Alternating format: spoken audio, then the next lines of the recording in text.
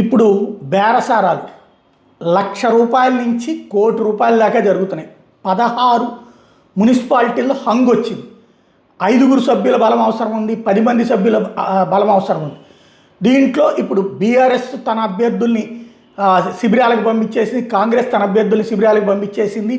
ఇండిపెండెంట్లకు విపరీతమైన వాల్యూ, ఇండిపెండెంట్లను బెదిరించేవాళ్ళు, బుజ్జగించేవాళ్ళు, ఇండిపెండెంట్లు మాకు చైర్మన్ పదవి ఇస్తానంటే వస్తామనేటటువంటి వాళ్ళు, లేదా వైస్ చైర్మన్తో పాటు ఇంత డబ్బులు ఇస్తామంటే వస్తాననేటటువంటి వాళ్ళు, ఇట్లాంటివి నడుస్తున్నాయి. ఓవరాల్గా హంగ్ అన్నటువంటిది ఏకంగా 16 మున్సిపాలిటీల్లో రావడం అన్నటువంటిది కీలకమైనటువంటి అంశం.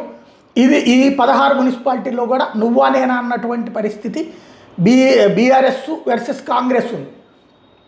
కాబట్టి ప్రభుత్వం చేతిలో ఉండటం, ఇటు ముఖ్యమంత్రి ఉండటం, ఇప్పుడు ఈ విజయాలు బేస్ చేసుకుని కాంగ్రెస్ వాటిట్లో ఎక్కువ కైవసం చేసుకునేటటువంటి ప్రయత్నం అయితే చేస్తుంది.